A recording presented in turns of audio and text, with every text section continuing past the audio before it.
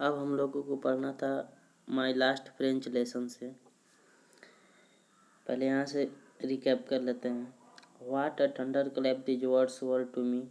लेखक कह रहे हैं कि उनके टीचर ने जो कहा वो शब्द उनके लिए बिजली की कड़कड़ाहट के जैसे थे। मतलब उनके लिए बहुत ही आश्चर्य की वो बातें थीं। ओह the rates that was what they had put at the town hall. वो कहते हैं ओह द रेट्स। रेट्स से मतलब होता है नीच या भागे। देखिए हम यहाँ पर लिख दे रहे हैं रेट्स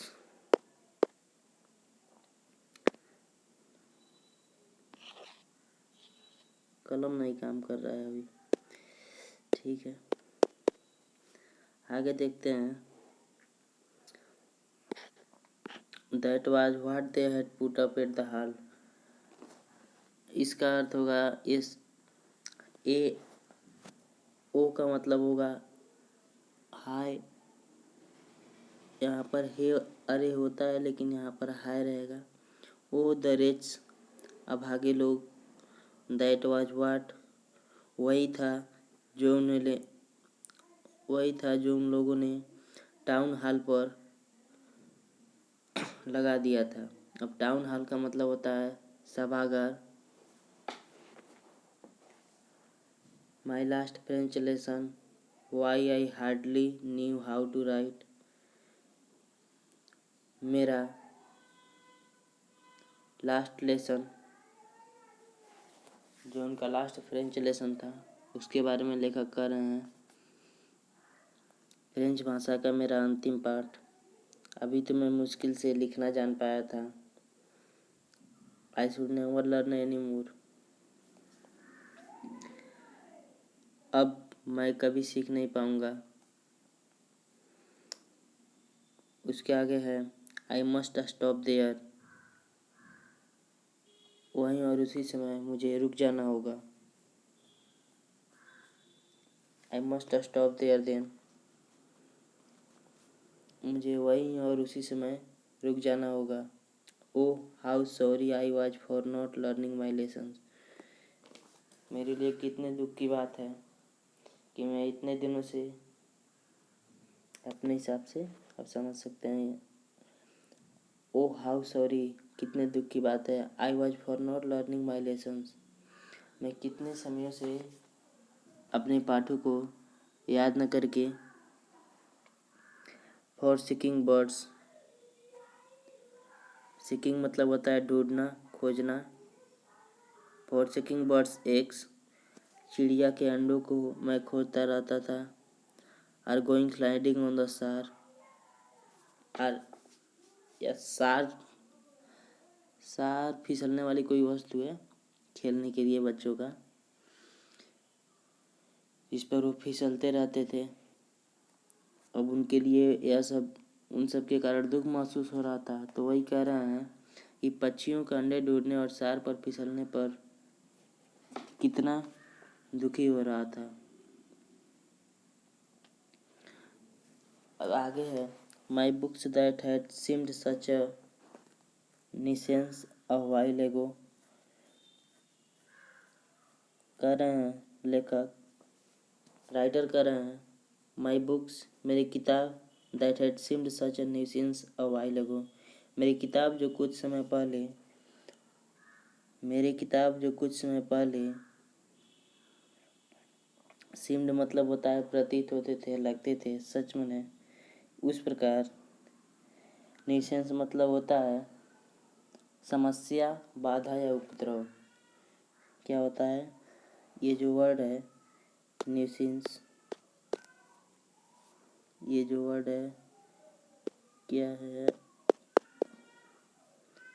न्यूसेंस जो वर्ड है ये वाला इसका अर्थ होता है नीच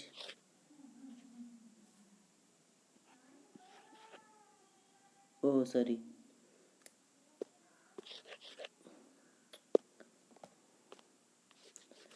नीच या भागा नहीं होता। इसका अर्थ होता है समस्या या बाधा। हमने बोला भी है कि भी गलत लिखा जा रहा है। तो इसका अर्थ होगा कि जो वर्ड न्यूसेंस है इसका अर्थ होगा समस्या। समस्या क्या होगा? न्यूसेंस का अर्थ होगा समस्या या बाधा कह सकते हैं, बाधा। ठीक, आगे बढ़ते हैं। उसके आगे है अ वाइल एगो। मेरी किताब जो मेरे लिए एक समस्या की तरह कुछ समय पहले लगते थे, सो हैवी टू कैरी, ले जाने के लिए बहुत भारी लगते थे। मेरा my grammar and my history of the saints were old friends now that I could not give up. यहाँ सब देख लेते हैं। My books that had seemed such a nuisance a while ago. उनकी किताब जो उनके लिए, कि यहाँ पर कितनी अच्छी बात, लेखक को कितना दुख हो रहा है। कह रहे हैं कि मेरी पुस्तकें जो थोड़ी देर पहले ले जाने में भारी और बड़ी समस्या लग रही थी। माई ग्रामर बुक, इधर गया, my grammar and my history of the saints, उनके व्याकरण का किताब और उनके संतों का इतिहास अब उन्हें बिल्कुल were old friends now that I could not give up. वो उनके लिए पुराने मित्र की तरह हो गए थे। पुराना मित्र सबको प्यारा होता है, सबको प्रेम होता है अपने पुराने मित्रों से, भले ही कितना हो नए मित्र मिल जाएं, लेकिन पुराने मित्र हमेशा दिल में रहते हैं। तो इस प्रकार वो उनके लिए पुराने मित्र के समान हो गए थे और उन सब चीज़ों को वो छोड़ नहीं सकते थे, गिव अप नहीं कर सकते थे। उसके बाद है and Hamel too, and M Hamel too, the idea that he was going away. M Hamel too that idea that, M Hamel too the idea that he was going away, that I should never see him again, made me forget all about his ruler and how cranky he was. cranky मतलब होता है बदमिजाज। cranky मतलब होता है बदमिजाज। क्या होता है? बदमिजाज। लिख, जितना हम मीनिंग बताते जा रहे हैं आप उनको नोट डाउन करते जाइए, ताकि बाद में जब किताब पढ़ें तो दिक्कत ना हो। अगर इसकी साइनोनिम देखें तो इसका साइनोनिम हो जाएगा पेटिस, PETTISH। ठीक, तो आप इन्हें याद कर लें। उसके बाद है हम लोग यहाँ तक पढ़े थे।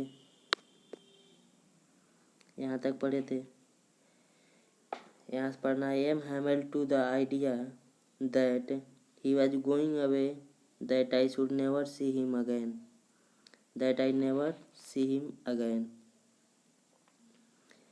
मैं उन्हें दोबारा नहीं देख सकूँगा। और जो एम हैमल थे, अब यहाँ पर लाइटर ही कह रहे हैं, और एम हैमल के बारे में मैं इसी विचार ने कि वे जा रहे थे, he was going away. M Hamel के बारे में इस विचार से कि वह जा रहे थे, that I should never him again, और ये सोच रहे थे कि हम उन्हें दोबारा नहीं देख पाएंगे। Made me forget all about his ruler, उनकी यह बातें, उनकी मतलब उनको इस स्थिति में देखकर, अपने टीचर को इस स्थिति में देखकर, लेखक को उनकी जो रूलर की तरह आदतें थी टीचर की उनकी, वो उनको अब सब अच्छा लगने लगा। रूलर के जगह पर यहाँ पर स्ट्रिक्ट समझ लीजिएगा, एक कठोर इंसान। And how cranky he was, और वो थोड़े बदमिजाज थे, इसलिए यहाँ पर कहा गया and how cranky he was. तो दोबारा हम रिकैप कर लेते हैं यहाँ से क्या होगा। एम हैमेल से लेकर वाज तक लेखक कर रहे हैं and M Hamel too the idea that he was going away that I should never see him again made me forget all about his ruler and how cranky he was. M Hamel के बारे में भी इस विचार ने कि वे जा रहे थे कि अब मैं उनसे फिर कभी नहीं मिल सकूंगा,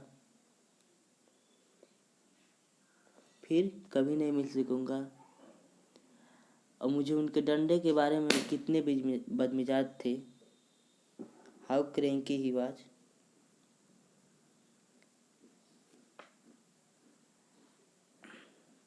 जो उन्हें सब कुछ भुला दिया। यहाँ पर दिया है ना फॉरगेट,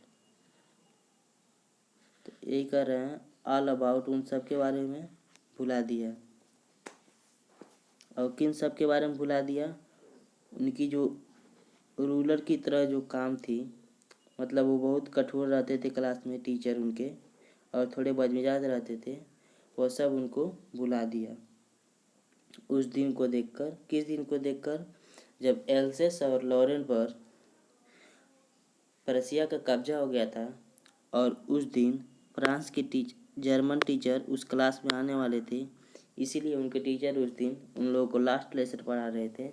और लास्ट लेसन पढ़ाने की वजह से वो लास्ट लेसन यही था कि आज के बाद वो इस क्लास में ना ही इस स्कूल में पढ़ा सकेंगे। अब वो यहाँ से रिजाइन कर रहे हैं।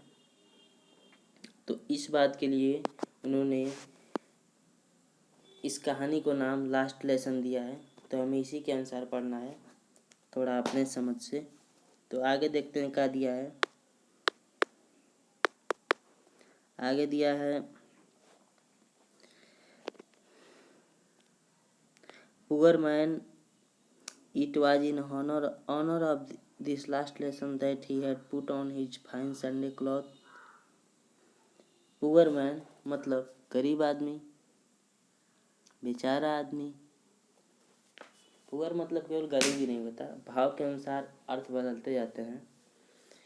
तो यहाँ पर कह सकते हैं बेचारा आदमी। It was in honour of this last lesson, मतलब यहाँ पर बेचारा किसके लिए है? मतलब गुरु के लिए इतनी दयनीय बात कही गई है। वो अपने गुरु के लिए कहे हैं। उनके जो टीचर हैं एम हैमेल, उन्हीं के लिए उन्होंने कहा है। जैसे पुअर मैन उनके क्या हैं? उनके टीचर हैं। पुअर मैन जो है उन्हीं के टीचर के बारे में कहा गया है। ठीक, तो अपने टीचर के बारे में कह रहे हैं। सिखा क्लास में कुछ लड़के होते हैं ना, टीचर को इसी तरह बोलते हैं बेचारे, ऐसी थोड़ा अनसूटेबल भाषा का प्रयोग करके। तो यहाँ पर बेचारे गुरु जी के लिए है। पुअर मैन मतलब गरीब आदमी। It was in honour of this last lesson, इस अंतिम पाठ के सम्मान में। It was in honour, honour मतलब होता है सम्मान। ओके, ये लिख देना। ये जो ऑनर दिया है इसका अर्थ होता है सम्मान। ठीक, तो आप इसको नोट डाउन करते जाइए जो जो हम बताते जा रहे हैं। ऑनर मतलब होता है सम्मान। Poor man, it was in honour of this last lesson that he had put on his fine Sunday clothes.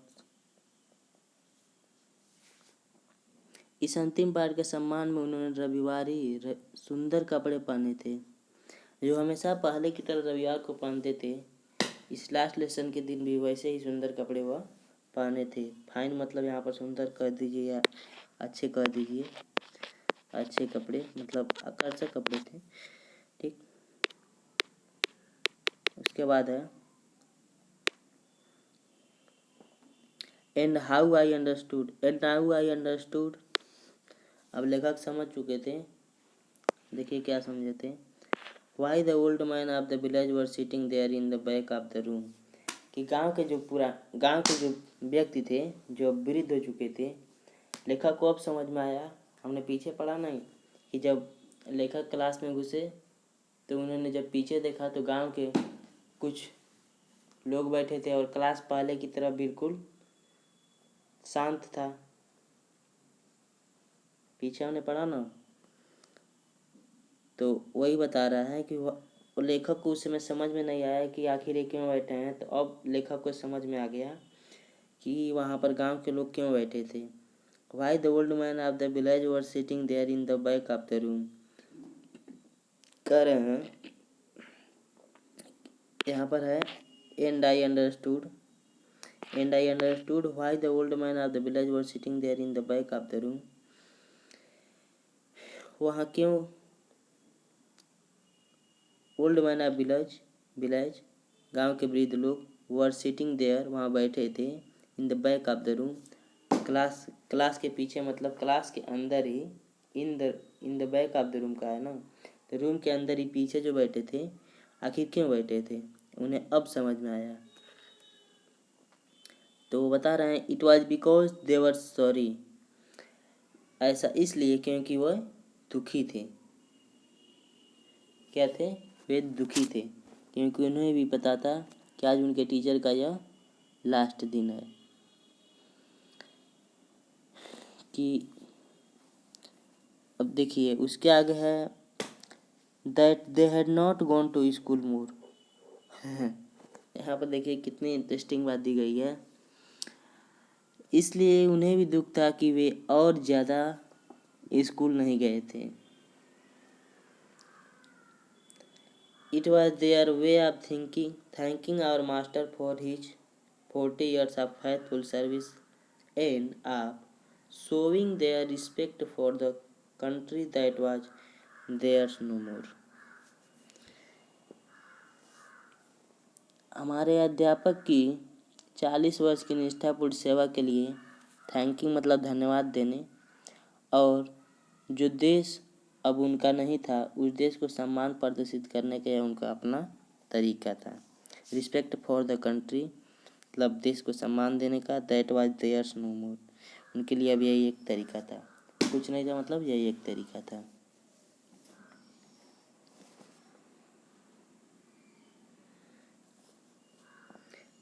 While I was thinking of all this, I heard my name called। while I was thinking of all this, जब मैं यह सोच रहा था तभी मैं सुना कि मुझे कोई मेरा नाम लेकर पुकारा है। ठीक, उन्होंने सुना कि कोई उन्हें पुकार रहा है उनका नाम लेकर। It was turn to recite.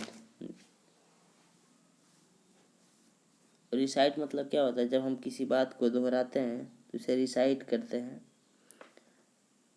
तो वही हमने पढ़ा था पिछले साल, कौन सा चैप्टर था, खुशवंत सिंह की दादी के बारे में। वाला प्रेयर को हमेशा रिसाइट करती रहती थी, तो हमें तो इसका अर्थ पता ही होगा रिसाइट मतलब क्या होता है। ठीक, तो जब मैं इन्हीं सब बातों के बारे में सोच रहा था तब मैंने अपने नाम को पुकारे जाते हुए सुना। तो लेखक कह रहे हैं it was my turn to recite, अब यह मेरी बारी थी। टर्न मतलब होता है बारी, मतलब चांस या मौका। It was my turn to recite what could I not have given to be able to say that dreadful rule for the participle all through. यहाँ पर कह रहे हैं लेखक हम बार बार कह दे रहे हैं, थोड़ा हिंदी मीडियम के बच्चे होने में यही दिक्कत है। अभी CBSE बोर्ड वाले रहते तो बार बार राइटर कहते। तो जब मैं इन्हीं सब बातों के बारे में सोच रहा था तब मैंने अपने नाम को पुकारे जाते हुए सुना। अब बोलने की मेरी बारी थी,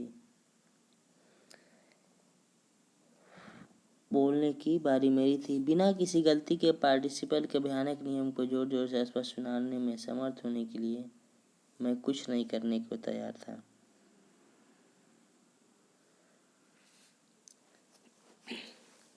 But I got mixed up on the first words and stood there. But मतलब लेकिन,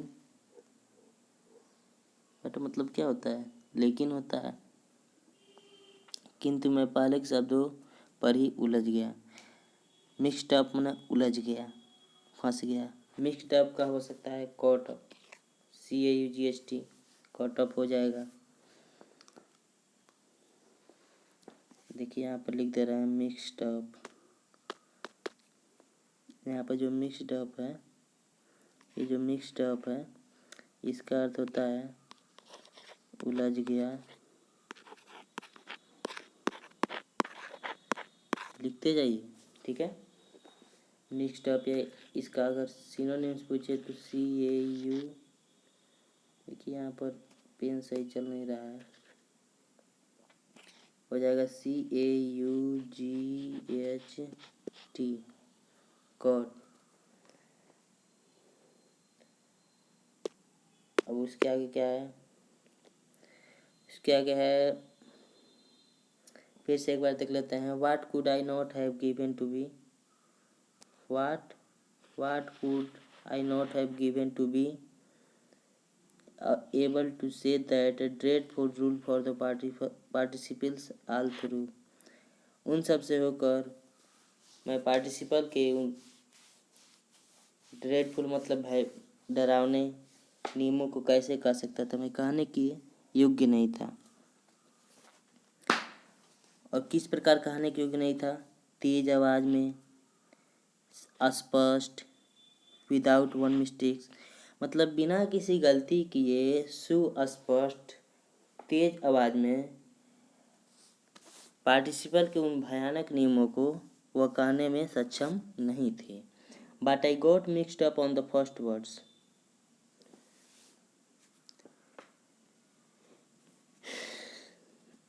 but I got mixed up मतलब वो उलझ गए पहले ही वर्ड में, ऑन द फर्स्ट वर्ड्स। उसके आगे दिया है and I stood there, and I stood there, ठीक। यहाँ पर दिया है and I stood there holding on to my desk, my heart beating and not daring to look up. किंतु मैं पहले शब्दों पर ही उलझ गया और मेज पकड़कर खड़ा रह गया। मेरा दिल धड़क रहा था और मुझ में ऊपर की ओर देखने की हिम्मत नहीं थी। डेयरिंग मतलब होता है हिम्मत, ठीक। हिम्मत, करेज, CURAGE, ठीक। तो उसके आगे है, अब उसके आगे पढ़ लेते हैं। उसके आगे आई heard M. Hamel say to मी, मैंने सुना M. Hamel ने मुझसे कहा। यहाँ पर भले ही प्रेजेंट टेंस है लेकिन हमें पास्ट को लेकर चलना है। I heard M. Hamel say to me I want to scold you. M. Hamel को मुझसे कहते हुए सुना I want scold you. Scold मतलब हमने पढ़ा था डांटना होता है। ये क्या है? स्कोल्ड, स्कोल्ड मतलब होता है डांटना, ठीक। तो नोट डाउन कर लीजिएगा इसको भी। लिटिल फ्रांज, अब फ्रांज किसका नाम है? अगर कोई पूछ दे, वन शॉट में पूछ दे हु वाज फ्रांज, मतलब फ्रांज किसका नाम था, फ्रांज कौन था, तो बोल दीजिएगा Franz was the name of the writer, या कह दीजिएगा फ्रांज वाज ए स्टूडेंट।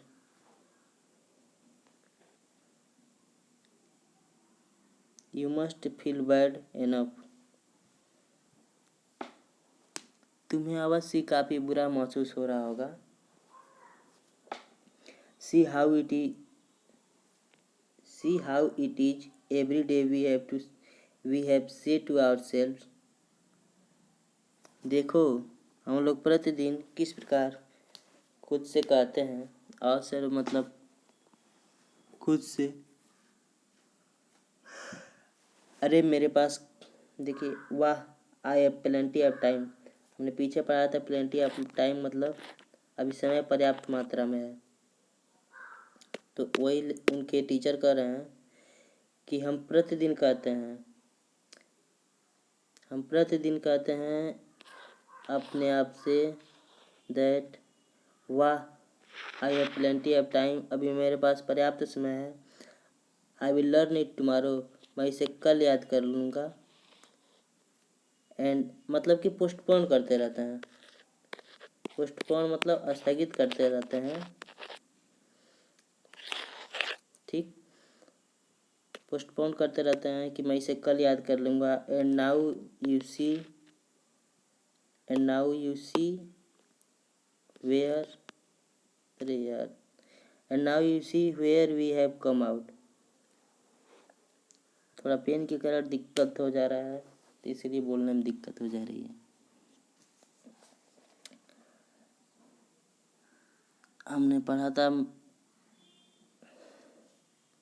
कहाँ तक पढ़ा था? आई लर्न इट टुमारो, हम इसे कल याद करेंगे या मैं इसे कल याद कर लूँगा। And now you see where we have come out, and now और अब तुम देख रहे हो कि हम कहाँ आ गए हैं। कम आउट मतलब कहाँ आ गए हैं, किधर गया। हाँ, वी हैव कम आउट मतलब कहाँ आ गए हैं। That's the great trouble with else's, यह कितने दुख की बात है। कह रहे हैं कि ये एल्सेस के लिए बड़े ही दुख की बात है। She puts of learning till tomorrow,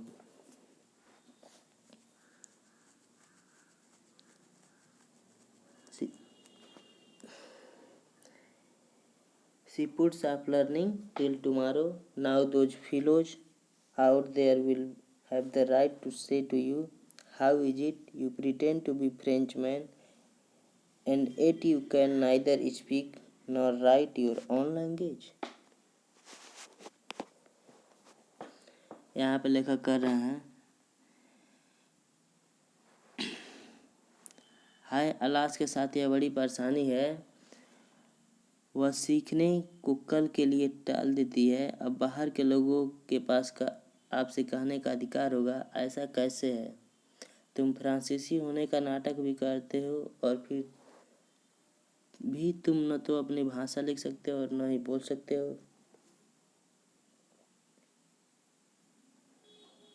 ठीक, न बोल सकते हो। उसके आगे है,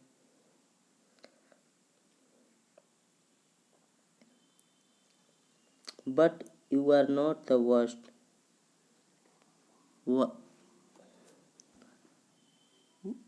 but you are not the worst. Worst मतलब होता है सबसे खराब या बुरा, सुपरलेटिव फॉर्म है। तो हमें यह ध्यान रखना चाहिए कि कहाँ कौन सा फॉर्म हमारे डिग्री का फॉर्म है। वर्ज वर्स्ट होता है, वेस्ट वर्ज वर्स्ट, ठीक। तो हो जाएगा, किंतु नन्हे फ्रेंच तुम सबसे बुरे नहीं हो। फ्रेंच के बारे में कह रहे हैं ना, यहाँ हमने देखा कि फ्रेंच के बारे में सब कह रहे हैं। यहाँ कह रहे हैं but you are not the worst, poor little Franz, छोटे बच्चे फ्रेंच तुम बुरे नहीं हो। We have all a great deal to reproach ourselves. Reproach मतलब होता है निंदा या तिरस्कार। यहाँ पर जो रिप्रोच दिया है, रिप्रोच का मतलब होता है निंदा या तिरस्कार,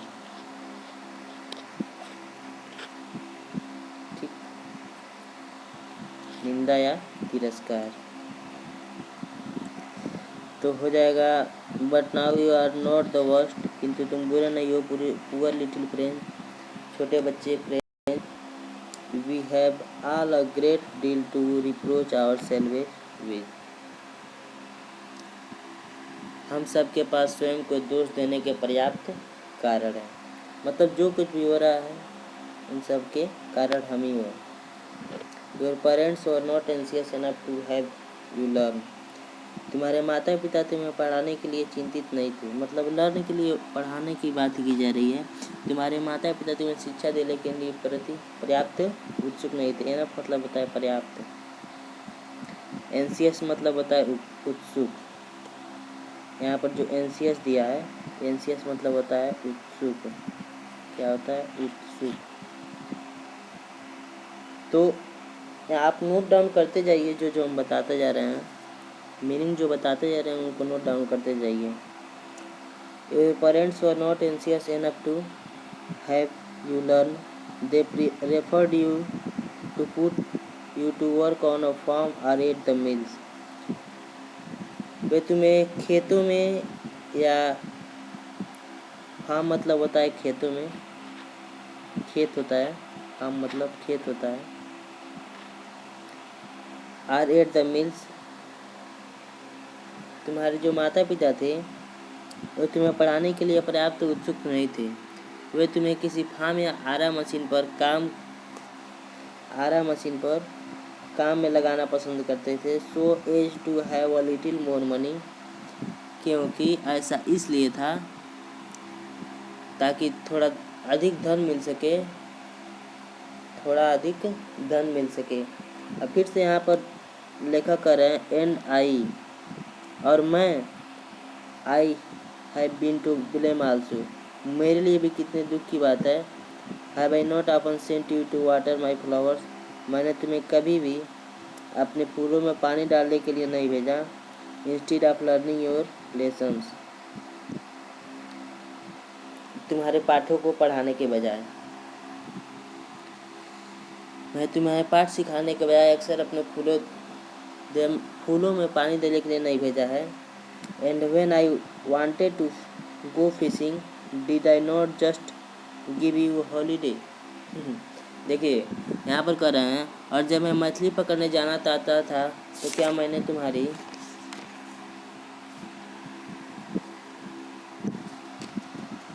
कहाँ गया, एंड व्हेन आई, और जब मैं वांटेड टू गो फिशिंग, जब मैं मछली पकड़ने के लिए जाना चाहता था, did I not just give you a holiday, क्या मैंने तुम्हें एक दिन छुट्टी नहीं दिया था। उसके बाद है then from one thing to another, then from one thing to another. अब हम लोग पढ़ रहे हैं कहाँ से कहाँ तक, यहाँ से यहाँ तक। एक भैया थे, कह रहे थे कि कैसे पता चलेगा कोई पढ़ रहा है, कहाँ तक पढ़ा दिया गया है। तो इसलिए अभी पहले बार यूज कर रहे हैं drawing on the screen, stylus का, पेन का, तो थोड़ा दिक्कत हो रहा है। अगली बार से टोटल दिक्कत नहीं होगा। Then from one thing to another M Hamel went on to talk of the French language, saying that it was the most beautiful.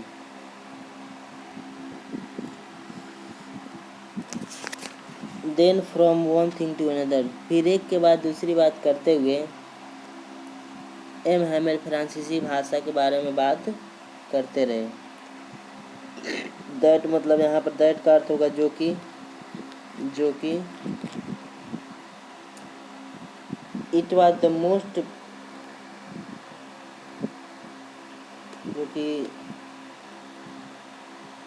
जो कि बहुत ही सुंदर।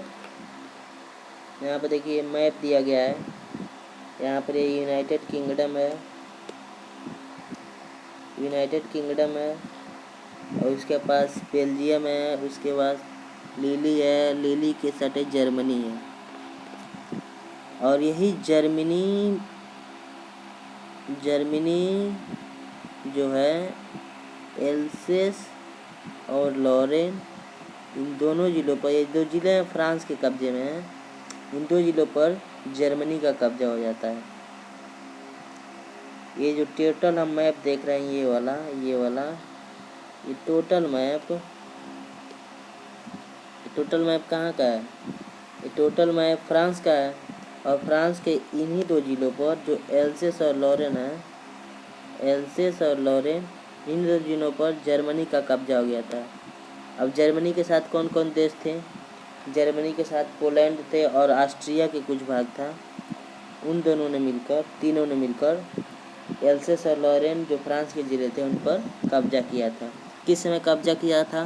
तो 1870 से 71 के बीच। ठीक, जब फ्रांस और प्रशिया वार हुआ 1870 से 71 के बीच, तो फ्रांस के इन 2 जिलों को प्रशिया ने अपने कब्जे में कर लिया जो जर्मनी के साथ था। इस प्रकार आगे बढ़ते हैं।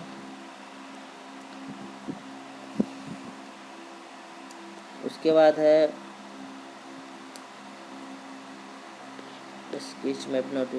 Language in the world. उन्होंने कहा it was most beautiful language in the world. यह संसार में सबसे सुंदर भाषा है। द क्लियरेस्ट, जो सबसे स्पष्ट है। द मोस्ट लॉजिकल, लॉजिकल मतलब होता है तर्क संगत। हम कहाँ से कहाँ तक पढ़ रहे हैं देख लीजिए, यहाँ से लेकर यहाँ तक, तो कृपया इस पर ध्यान दीजिए। इस लाइन में दिया है लैंग्वेज इन द वर्ल्ड, सबसे सुंदर भाषा थी। द क्लियरेस्ट, सुस्पष्ट। The most logical, that you must guard it among us and never forget it. कह रहे हैं सबसे सुंदर भाषा है संसार में, जो सर्वाधिक स्पष्ट, सर्वाधिक तर्क संगत, और यह कि इसे हम अपने बीच सुरक्षित रखना है, उसे कभी नहीं भूलना है, उसे कभी नहीं भूलना है। नेवर फॉरगेट इट, उसे कभी नहीं भूलना है। Because when a people are enslaved, जब लोग गुलाम बना लिए जाते हैं, मतलब बंधे रहते हैं, किसी का अधीन कर लिए जाते हैं, as long as they hold fast to their language. As long as, तो जब तक वे अपनी भाषा से मजबूती से बंधे रहते हैं, जब तक अपनी भाषा से मजबूती से बंधे रहते हैं, तो ऐसा मानो hold fast to their language. It is if they had the key to their prison. Prison मतलब होता है कारावास। प्रिजन मतलब क्या होता है? कारावास। अब कारावास क्या होता है? जेल होता है। ठीक, जेल होता है। तो यहाँ पर प्रिजन का अर्थ जेल से लेंगे। तो कह रहे हैं द क्लियरेस्ट, सर्वाधिक सुस्पष्ट। द मोस्ट लॉजिकल, सर्वाधिक तर्कसंगत। That you must guard it among us, जो हमें इसकी अपने बीच रक्षा करनी चाहिए एंड इसे कभी नहीं भूलना चाहिए। Because when people are enslaved, जब लोग गुलाम बना लिए जाते हैं, as long as they hold fast to their language, गुलाम बना लिए जाते हैं, तो जब तक वे अपनी भाषा से मजबूती से बंधे रहते हैं। होल्ड फर्स्ट मतलब बंधे रहते हैं अपनी भाषा से। इट इज एज, उसी प्रकार होता है कि वह ठीक अपने एक प्रकार से कारावास में है, मतलब जेल में है, तो हम कह सकते हैं। और जो जेल में है वो उनकी ये जेल की चाबी है। क्या चाबी है? भाषा। तो यह उसी प्रकार है जैसे उनके पास उनके जेल की चाबी है। उसके आगे दिया है then he opened a grammar and read us our lesson. तब वो एक व्याकरण का किताब खोले, व्याकरण किताब खोले और हमें पाठ पढ़कर सुनाया। आई वॉज अमेज्ड, लेखक जो थे, राइटर जो थे, वो आश्चर्यचकित थे। To see how well I understood, वो इतने कॉन्शियस हो गए थे, सचेत हो गए थे कि उन्होंने जो उनके टीचर ने पढ़ाया, उनके टीचर कौन थे? What are the name of his teacher? उनके टीचर का नाम था M Hamel.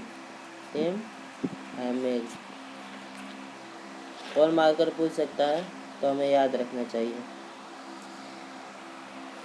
And read us our lesson, I was amazed to see how well I understood. वो खुद पर आश्चर्यचकित हो रहे थे कि उन्होंने पाठ को कितने अच्छे से तैयार कर लिया था, समझ गए थे। वो आश्चर्यचकित थे कि हाउ वेल आई अंडरस्टूड, वो किस प्रकार समझ रहे थे। All he said seemed easy so easy. वो टीचर है, वो इतने कॉन्शियस थे राइटर, जो लिटिल फ्रेंच था वो इतना कॉन्शियस था उस दिन क्लास में।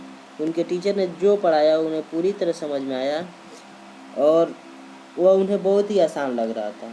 उस दिन जो था बहुत ही आसान लग रहा था। ठीक। ऑल ही आई थिंक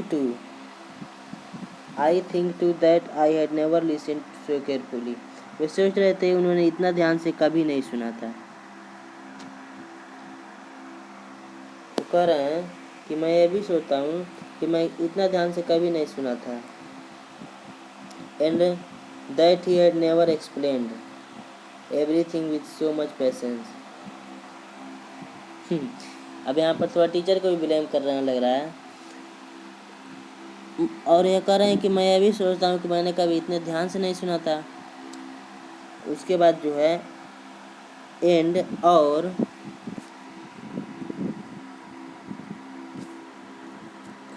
ध्यान से नहीं, और उन्होंने हर चीज़ को धैर्यपूर्वक कभी इतना स्पष्ट नहीं किया था। मतलब जो उनके टीचर थे मैमेल, वो किसी बात को इतना स्पष्ट नहीं बताए थे। ये राइटर कह रहे हैं, जो फ्रेंच था बच्चा, जो क्लास में फ्रेंच बच्चा बैठा था वह कह रहा है कि इतने धैर्य के साथ उनके टीचर ने नहीं पढ़ाया था, नहीं समझाया था, एक्सप्लेन नहीं किया था लेसन को। उसके आगे है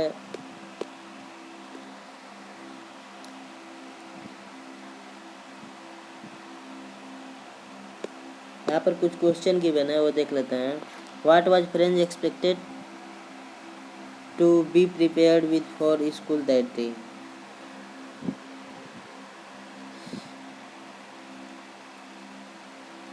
और उसके बाद दिया है what did French notice that was unusual about the school that day.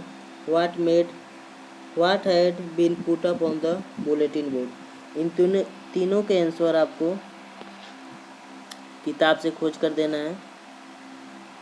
यह बहुत ही महत्वपूर्ण क्वेश्चन है। समय समय पर पाठ के अंतर्गत देते रहते हैं ताकि आपका पाठ कवर होता रहे, आप स्वयं को चेक कर सकें कि आपने कितने ध्यान से पढ़ा है। ठीक। यहाँ पर नीचे एक क्वेश्चन दिया है what had been put up on the bulletin board. उस समाचार पट पर क्या लिखा था, क्या लिखा था।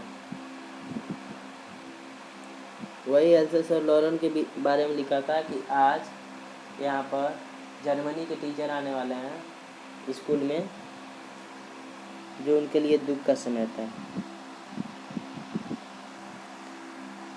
उसके बाद है कहाँ तक हमने पढ़ा था।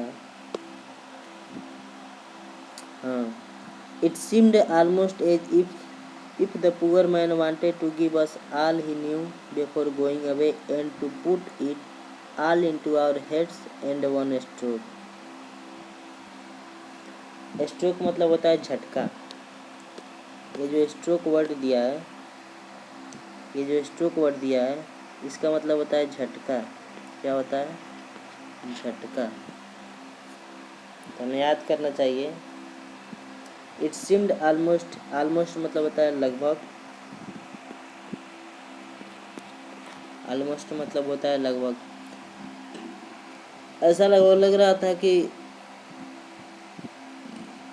वो जो टीचर थे वो जाने से पहले वो अपना सब कुछ दे देना चाहते थे। And to put it all into our heads at one stroke. और उन्हें मतलब एक ही झटके में, उसी समय में उन्हें सब कुछ अपने फ्रेंच कर रहे हैं कि ऐसा लग रहा था कि वो उसी झटके में, उसी समय में हमें सब कुछ सिखा देना चाहते थे। झटका मतलब यहाँ पर पल समझ लीजिए, उसी पल वो हमें सब कुछ सिखा देना चाहते थे। After the grammar we had a lesson in writing. व्याकरण के बाद हमारा लेखन का पाठ हुआ। व्याकरण के बाद उनका लेखन का पाठ हुआ। दैट डे, उस दिन M Hamel had new copies for us. उनके लिए नई कापियाँ थीं।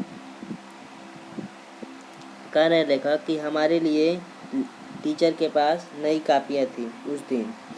Written in a beautiful round hand, जो बहुत ही सुंदर लेख में लिखा गया था। यहाँ पर हाथ नहीं कहेंगे, सुंदर लेख में। हम नहीं कहते हैं, हैंड से लिखते हैं तभी नहीं कहते हैं हैंड राइटिंग। यहाँ पर इसका अर्थ उससे है। उसके बाद है आफ्टर द ग्रामर हो गया। France else's they looked like little flags floating everywhere in the school room. France else's वह ऐसी लग रही थी जैसे कि विद्यालय के उस कक्ष में सब और छोटे छोटे झंडे ला रहे हैं। फ्लैग्स मतलब झंडे। फ्लोट मतलब क्या होता है? फ्लोट मतलब होता है लहराना। फ्लोट मतलब लहराना। एवरीवेयर मतलब प्रत्येक जगह, सभी जगह, प्रत्येक जगह सूटेबल रहेगा। Everywhere in the school room मतलब विद्यालय के जो कक्षाएं होती हैं उसमें। तो यहाँ पर हो जाएगा फ्रांस एल्सेस वो ऐसी लग रही थी जैसे कि विद्यालय के उस कक्ष में सब और छोटे छोटे झंडे लहरा रहे हों। लाइक लिटिल फ्लैग्स छोटे छोटे झंडे लहरा रहे हों। Hung from the rod at the top of our desk. Hang का सेकंड फॉर्म है हैंग का। तो यहाँ पर हो जाएगा जो हमारी मेजों के ऊपर छड़ों से लटका दिए हों। जो हमारी मेजों के ऊपर छड़ों से लटका दिया गया हो। काश and how you ought to, यहाँ से पढ़ रहे हैं, you ought to have seen how everyone set to work। जैसा कि काश आप सभी देखते कि सभी किस तरह अपने काम में जुट गए। You ought to have seen how everyone set to work। काम में set to work मतलब काम में जुट गए। Everyone मतलब सभी लोग, प्रत्येक आदमी। And how quiet it was और कितना शांतिपूर्ण था। The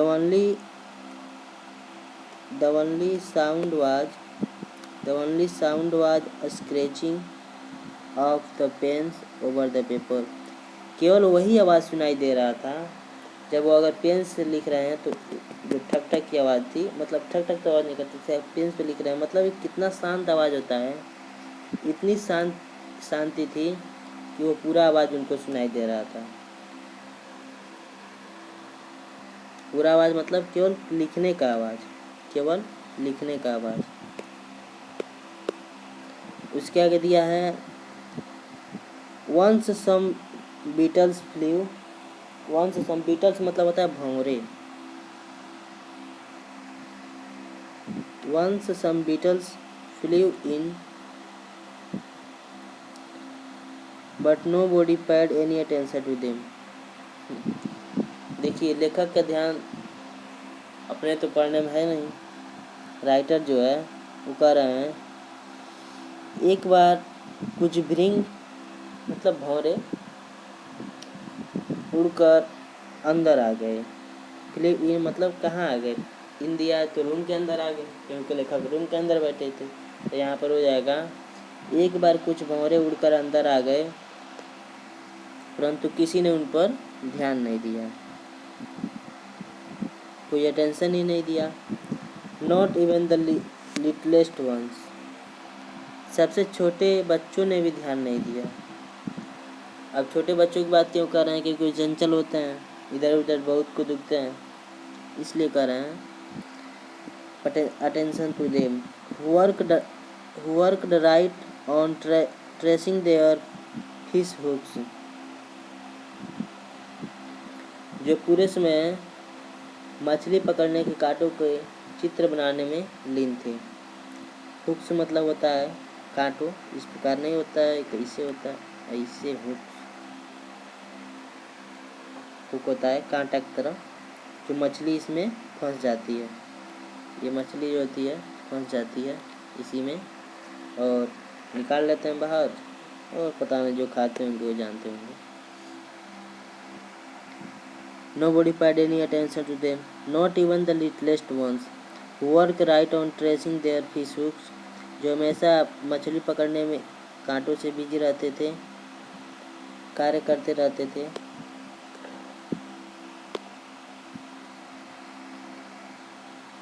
As if that was French, to on the roof the pigeons could very low. कुड़ मतलब होता है कवितर कुटुर करते हैं ना, उनका आवाज़ होता है, तो उनके लिए यह प्रयोग हुआ है। तो pigeons very low and I thought to myself, और मैं खुद सोचा, will they make them sing in German even the pigeons। अब लेखक कितने भयभीत थे मानो, वो कह रहे हैं वे जो बच्चों पूरे समय मछली पकड़ने के कांटों के चित्र बनाने में लीन थे, मानो वह भी फ्रांसीसी भाषा थी। On the roof the pigeons cooed very low. छत पर कबूतर बहुत धीरे धीरे क्या कर रहे थे, मैंने बताया कुड गुटर गु होता है, वेरी सबसे धीमी आवाज़ में गुटर गु कर रहे थे। And I thought to myself, और मैंने खुद सोचा, मतलब मन में सोचा, will they make them sing in German. कह रहे हैं कि जो प्रशियन जो कब्जा किया है, तो जो जर्मन के सैनिक हैं, क्या वो उसे उन कबूतरों को भी जर्मन बोलना सिखाएंगे, लेखक को इस बात का भय हो गया है। ठीक, तो वही कह रहे हैं, क्या उन कबूतरों को भी जर्मन बोलना सिखाएंगे। सोचिए, ये हो गया कबूतर। ठीक है, उसके आगे है, Whenever I looked up from my writing, I saw M. Hamel sitting motionless in his chair and gazing first at one thing. जब कभी मैं लिखते हुए एम हैमेल को देखता,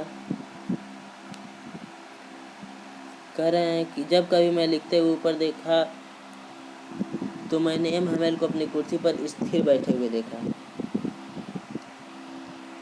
मोशनलेस मतलब गतिहीन, और गतिहीन का मतलब होता है स्थिर। इन चेयर अपनी कुर्सी पर, and gazing first at one thing, और एक ही चीज़ पर ध्यान दे रहे थे, मतलब घूर रहे थे। गेजिंग मतलब घूरना होता है। Then at another, as if he wanted to fix in his mind just how everything looked up in that। यहाँ से यहाँ तक हम पढ़ रहे हैं, तो आप देखते जाएगा। मोशनलेस इन चेयर यहाँ तक हो गया। फर्स्ट एट वन थिंग यहाँ से पढ़ना है। देन एट अनदर, और फिर से दूसरी पर, as if he wanted to fix in his mind just how everything looked up in that school room। तो इसका अर्थ हो जाएगा, मानो अपने मस्तिष्क में उस छोटे स्कूल कक्ष की प्रत्येक वस्तु को ठीक उसी तरह, मतलब अपने दिमाग में व्यवस्थित कर लेना चाहते थे। फिक्स मतलब व्यवस्थित कर लेना चाहते थे अपने दिमाग में, वह जिस प्रकार दिखाई दे रहा था उस विद्यालय कक्ष में, जो भी वस्तु जिस प्रकार दिखाई दे रहा था, मानो अपने दिमाग में बसा लेना चाहते थे। Fancy for 40 years he had been there in the same place। Fancy मतलब होता है, मतलब सुंदर भी होता है, मतलब एक प्रकार की काल्पनिक चीज़ भी होती है, पसंद भी होती है। लेकिन यहाँ पर है थोड़ा सोचने के लिए। ज़रा सोचिए, 40 वर्ष से फैंसी मतलब मान लीजिए यहाँ पर ज़रा सोचो,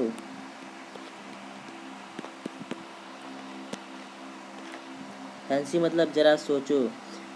For 40 years he had been there in the same place।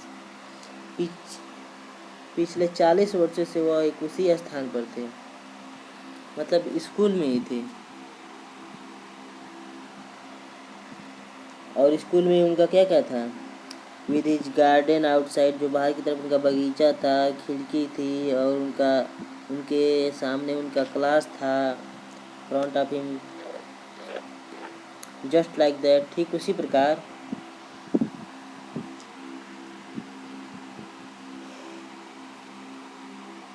ऐसे ही केवल just like only the desk only the desk only the desk and benches had been worn smooth. केवल जो डेस्क थे, मतलब मेज थे और कुर्सियाँ थी, वो घिस घिस कर, हैड बीन वार्न मतलब घिस घिस कर, घिस घिस कर, वार्न मतलब क्या हो जाएगा, घिस घिस कर क्या हो गई थी, स्मूथ हो गई थी, चिकनी हो गई थी। स्मूथ मतलब चिकनी हो गई थी, ठीक। Smooth, the walnut trees, walnut मतलब क्या होता है, कमेंट में ज़रूर जवाब दीजिएगा, वालनट मतलब क्या होता है। वालनट मतलब तो वैसे हम सभी जानते हैं अखरोट होता है, फिर भी हम आप लोगों से पूछना चाहते थे। In the garden were taller, जो बगीचे में अखरोट थे और बेचाकृत क्या हुए थे, लंबे हो गए थे। And the hope wine that he had planted, hope wine कोई पौधा है जो उन्होंने खुद लगाया था, प्लांटेड हिमसेल्फ, इसको उन्होंने खुद लगाया था। Twined about the windows to the roof, hop vine जैसे एक प्रकार की बेल का ही पौधा होती है, बेल तो हम सभी खाए हैं, वो उस पौधे को जिसे उन्होंने स्वयं अपने हाथों से लगाया था, वह खिड़की से लिपटते हुए छत तक पहुंच गई थी, खिड़की से लिपटते हुए छत तक पहुंच गई थी। How it must have broken his heart to leave it all, बताइए, जिस पर कोई व्यक्ति अपना जिस पर समय देता है, अगर वो उन दिए हुए समय से जो उनको फल प्राप्त हुआ है और उनको अचानक कोई कह दे कि उनको त्याग कर दीजिए, सोचिए कितने दुख की बात है। इन्हीं सब बातों को सोचकर लेखक दुखी हो रहे हैं कि कैसे उनके टीचर, किस प्रकार लेखक को दुख हो रहा है कि किस प्रकार वो उनके टीचर दुखी महसूस कर रहे होंगे। How it must have broken his heart to leave it all, यह सब बात कौन कर रहा है, फ्रेंच कह रहा है। पुअर मैन उनके गुरु जी के लिए है, उनके टीचर। अगर पूछ दे 1 मार्कर में हुआ पुअर मैन, तो आप कह सकते हैं poor according to French, poor man was कौन था, poor man was his teacher named William Hamel, ठीक। तो यहाँ पर हो जाएगा how it must have broken his heart leave it all poor man.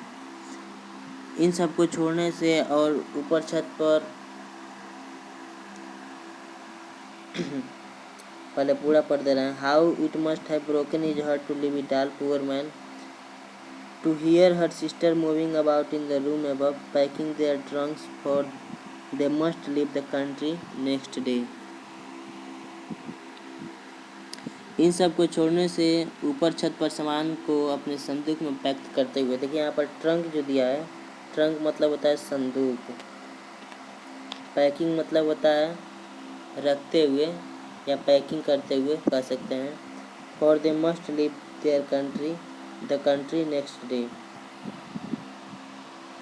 Above मतलब होता है ऊपर, ठीक, एबव मतलब ऊपर होता है। तो अब हम आसानी से पढ़ सकते हैं, इन सब को छोड़ने से और ऊपर छत पर सामान को अपने संदूक में पैकिंग करते हुए अपनी बहन के चलने की आवाज़ सुनकर इस बेचारे अध्यापक का दिल किस तरह टूट रहा होगा। जब उन्होंने देखा होगा कि उनकी बहन छत पर सामान पैक कर रही है, तो उनका दिल किस प्रकार टूटा होगा। ये पढ़ते पढ़ते तो मेरा ही दिल टूट गया। बिकॉज ऐसा क्यों उनको महसूस हो रहा था, क्योंकि फॉर मतलब क्योंकि, यहाँ पर फॉर का मतलब क्योंकि हो जाएगा, क्योंकि दे must leave the country next day, क्योंकि उन्हें अगले समय से लीव मतलब होता है छोड़ना, लीव मतलब होता है छोड़ना। कंट्री मतलब देश, नेक्स्ट मतलब अगले दिन, क्योंकि उन्हें अगले दिन ही उन्हें देश छोड़कर जाना था, क्योंकि अगले दिन उन्हें देश छोड़कर जाना था। उसके आगे है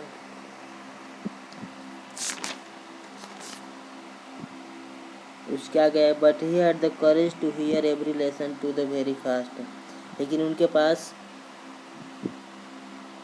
हर पाठ को बिल्कुल अंत तक सुनने का साहस था। यहाँ पर क्या दिया, hear every lesson to the very last, किंतु उनमें हर पाठ को बिल्कुल अंत तक सुनने का साहस था। लेखन के पश्चात we had lesson in history, हमारा इतिहास का पाठ हुआ। And then the baby chanted, chanted मतलब होता है बोलना होता है, चैंटेड मतलब बोलना होता है। चैंटेड मतलब होता है बोलना। यह जो चैंटेड है इसका मतलब होता है बोलना। Chanted and the baby, baby मतलब जो बच्चे थे वे इस प्रकार आवाज़ बोलने लगे, बा बे bi bo bu. Down there at the back of the room and old Hauser had put on his spectacles and holding his primer in both hands. Primer मतलब एक प्रकार की ग्रंथ जो उनकी किताब थी, बाला पोथी कह सकते हैं, ग्रंथ क्या कहेंगे, बाला पोथी कह दीजिए। तो जो प्राइमर था उसके लिए है, इन बोथ हैंड में दूसरे हाथों में, होल्डिंग मैंने पकड़े हुए, स्पेक्टिकल्स मतलब चश्मा होता है, ठीक। स्पेक्टिकल्स ओल्ड हाउजर जो वृद्ध व्यक्ति था उसके लिए कहा गया है। बैक ऑफ द रूम, जो रूम के पीछे बैठा था, वो अपने किताबों, वो अपने चश्मे, तो चश्मे के द्वारा, चश्मा अपने आँख में लगाया था, तो कमरे के पिछले छोर पर जो ओल्ड हाउजर बैठा था उसने अपना चश्मा पहन लिया था और अपनी पुस्तक को दोनों हाथों से पकड़कर वो भी उनके साथ बा बे बी आदि बोल रहा था। स्पेल्ड मतलब होता है बोलना। जो ओल्ड हाउजर था वो कमरे के पीछे बैठकर बोल रहा था, स्पेल्ड कर रहा था, स्पेल्ड शब्द विन्यास कर रहा था। द लेटर विद देम, उनके साथ, बा बेबी। ये कुर्सी आप देख सकते हो कि वह किस प्रकार चिल्ला रहा था। His voice trembled with emotion. Tremble मतलब होता है कांपना, इमोशन मतलब होता है भावुकता। तो यहाँ पर हो जाएगा, उसकी आवाज़ भावुकता से कांप रही थी, उसका जो आवाज़ था वो भावुकता से कांप रहा था। And it was so funny to hear, और सुनने के लिए बहुत ही मज़ेदार था। Hear him that we all wanted to laugh, क्योंकि हम सब हंसना चाहते थे। उसे सुनना इतना हास्यास्पद था कि हम सब हंसना चाहते थे। एंड क्राई, रोना चाहते थे। यहाँ पर क्राई रोने के लिए है, हंसी भी आ रही थी, और जब दुख का पल होती है यही होता है। यस, कभी कभी सुख के पल में भी हंसी भी आती है और आंसू भी गिरते हैं, और दुख के पल में तो बिरले लोग होते हैं, मूर्ख लोग होते हैं जो हंस देते हैं, और हंस भी रहे हैं तो बहुत दिलदार इंसान होंगे तभी तो हंस रहे हैं। And how well I remember it the last lesson, वो यह अंतिम पाठ मुझे कितनी अच्छी तरह याद है। All at once the church clock struck 12